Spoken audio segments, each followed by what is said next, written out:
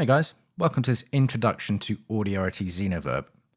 Xenoverb is an algorithmic reverb plugin which comes with 10 different algorithms.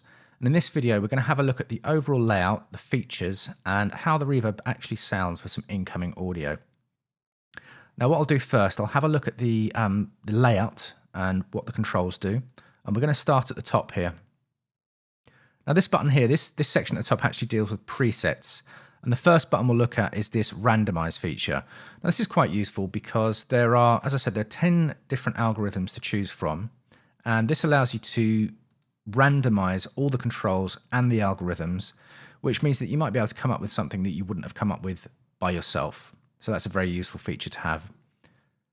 Moving on to the next button, this is an undo feature. If I click the button now, it'll open up a dialog box that allows me to reset to the last saved version. So if I click OK, it's going to take me back to my initialized preset.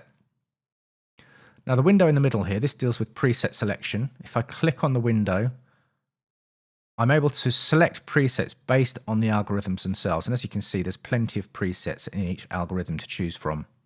And the arrows to the left and right of this window allow you to scroll through the presets. So let me go to my initialized preset. This button here allows you to save the preset. A dialog box will be opened up which will allow you to save it to a location of your choice, which I won't do right now. And then finally, we have a delete preset button. I won't click on this now, but this deletes the currently selected preset. Now moving down to the main window, this window here allows you to select the 10 different algorithms. We'll come back to that in a second. And then we have the reverb controls themselves in this section here. We'll come back to those in a second too.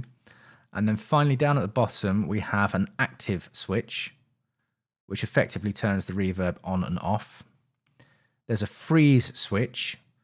This will freeze the incoming audio, and then the reverb is processed on a feedback loop, which leads me onto the limiter switch. Now this is useful in case you're using the freeze function, and if that becomes too loud, the limiter will stop it clipping. So that's useful to have as well. Now let's go back to the controls. Most of the controls are common to most reverb plugins, but there are two controls or two knobs here which are specific to the individual algorithm that you have chosen. So let's start off with pre-delay. This one's fairly self-explanatory. This will introduce a pre-delay to the reverb signal between 0 and 1500 milliseconds. Then we have a diffusion knob. This increases the diffusion or decreases the diffusion. Reverb time. This is set as a percentage because of the different algorithms. And then there's a modulation dial. Now the modulation is specific to the algorithm. It's a combination of LFO, chorus type effects. And it's worth experimenting with what the modulation dial does with each sound, because it's going to affect each sound slightly differently. Then we have a tone knob. You can think of this as a low pass filter. This just allows you to filter out some of the higher frequencies. I'm going to skip these two for now. And then we have a mix knob. This is a wet dry mix. So this is 100% dry, 100% wet. Now it's worth noting that if you right click on any of the buttons, any of the knobs, you're able to lock that particular parameter so that as you're switching between presets, this parameter here won't change. So that's also quite useful. If you want to keep a certain reverb time, but you're not sure which algorithm or preset you want to use, it's useful to be able to lock that parameter. Let me just unlock that. Now we're going to focus on these two buttons here as we scroll through the algorithms, because they change their purpose depending on which algorithm you have chosen. So let's start off with room. In this case, they're quite self-explanatory. You've got a reverb size, or a room size rather. This controls the size of the room. And then we've got a low frequency cut. Now this controls the low frequency cut between 20 and 500 hertz. This just allows you to take out some of those lower frequencies that you might find muddying up your mix. Now let's move down to the hall. In this case, the size has been replaced with a mid button. Now what does that do? Well, this allows you to alter the mid frequency gain at 1500 hertz.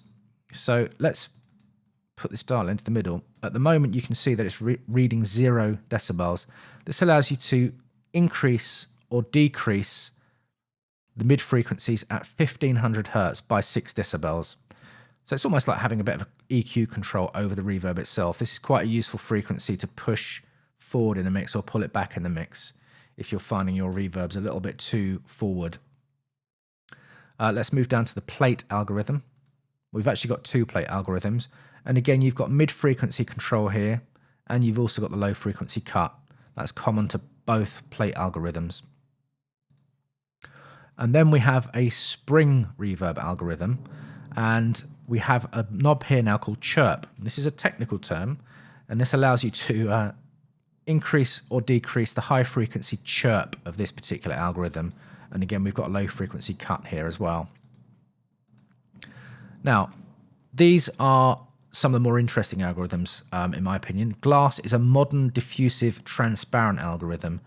And this allows you to create really big, lush, expansive reverbs.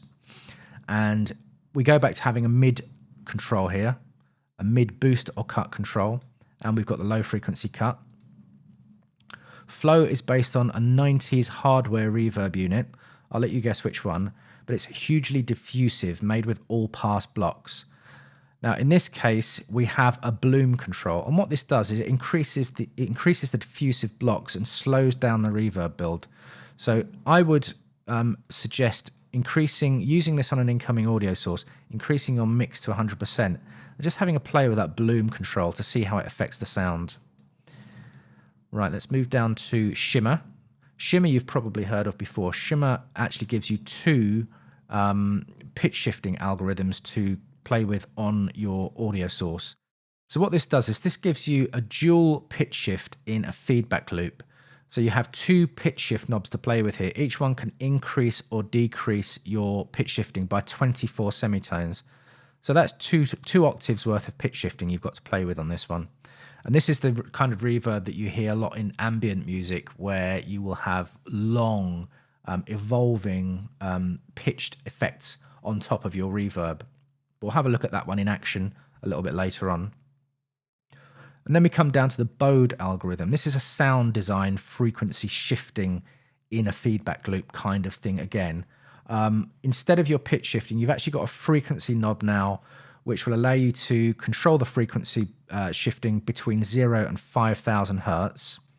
And then your band mix is your pitch shifter's side band mixer. So play with this and hear how that affects the sound too. And then finally, we've got a formant algorithm. This is quite an interesting one. This puts a formant filter before the reverb algorithm. And the formant knob here allows you to shift between all the individual vowels. So you've got A, E, I, O, U. And the peak button allows you to have control of the gain over the formant peak. So this can create some very interesting ambient textural effects too. So what I'm going to do is I'm going to go back to the initialized preset, because we've got this reverb actually set up on a piano. So I'm going to go through some of the reverb algorithms now to see how they sound. Let's go back to room, and let's just see if we've got this piano sound set up. We have. Right, what I'm going to do is I'm going to switch the reverb on, and let's have a look at some of these presets here. So let's look at room, and let's look at a huge room. See how that affects the sound of this piano.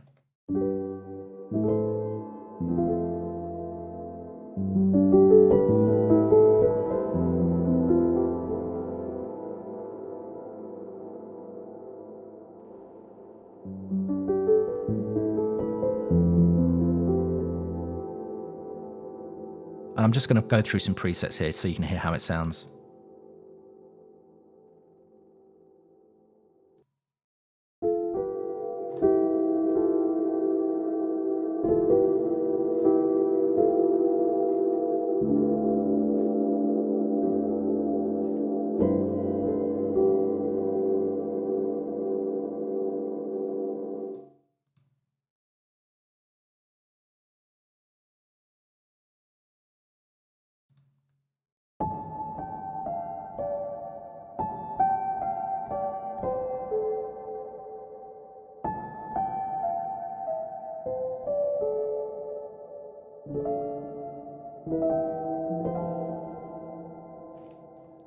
So the standard algorithms, they've got a really beautiful, evolving, kind of massive quality to them. These are the kind of reverbs that I would imagine you'd find useful for cinematic or ambient music. So let's close this one down, switch this one off. Now I've got a vocal sample here, which I'm going to play in a loop. Feeling lost and out of place, empty eye. And again, I'm going to open up the reverb and I'm just going to go through some presets so that you can hear how this is affected by the different algorithms.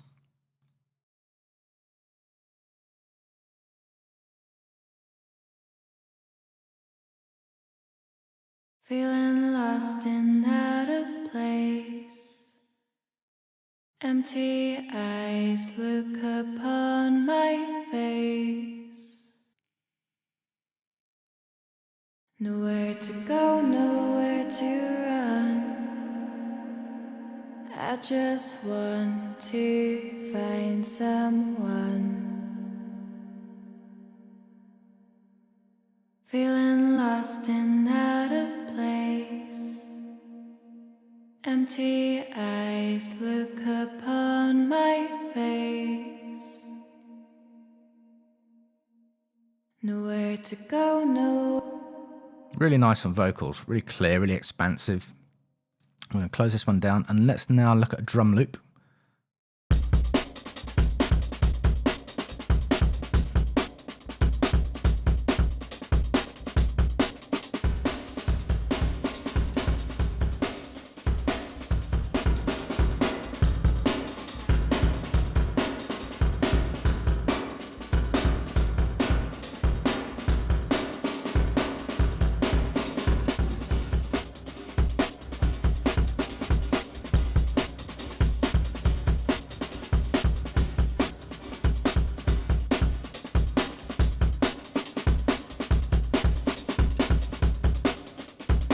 Actually, this is really nice. It sounds like a kind of room mic that you get with a drum setup.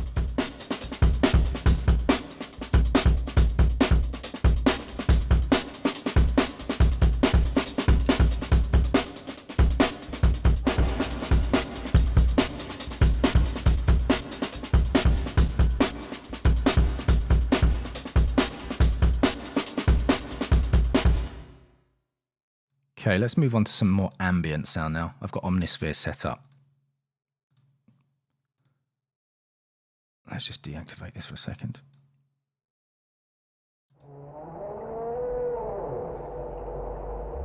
So this is just one of Omnisphere's weird kind of textural soundtracky sounds. All the effects in Omnisphere are turned off, so what you're hearing is just a dry signal.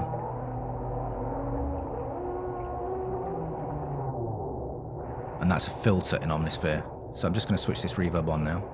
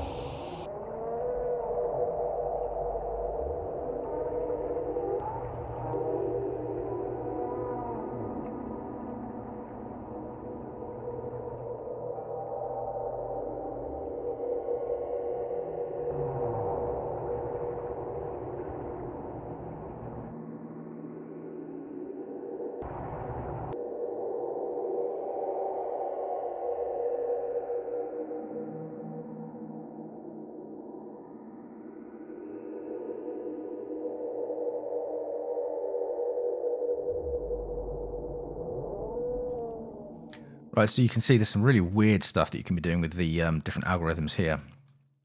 Now let's switch the ambience off, and finally I've just got a little synth line. I've actually put an EQ on the synth itself just to take out some of the bottom frequencies. I'm not doing any processing apart from just taking out some low frequencies to this arpeggiated synth line. Let's have a listen to this. And it does have some delay on it already, but no reverb.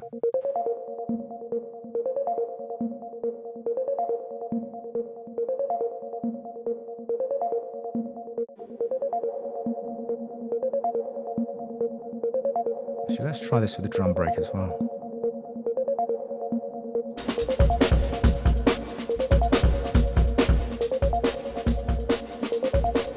Let's leave that off for now.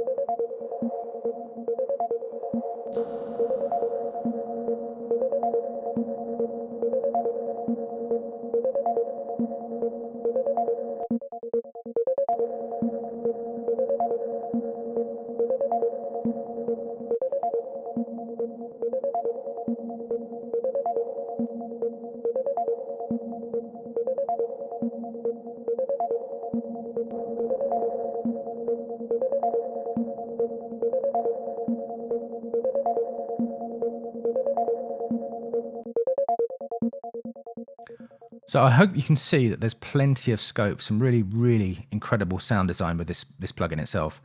There's lots on offer here. There's lots of different algorithms you can choose from. So that gives you a little taste of what's on offer with Xenoverb. I hope you found the video useful, and thanks for watching.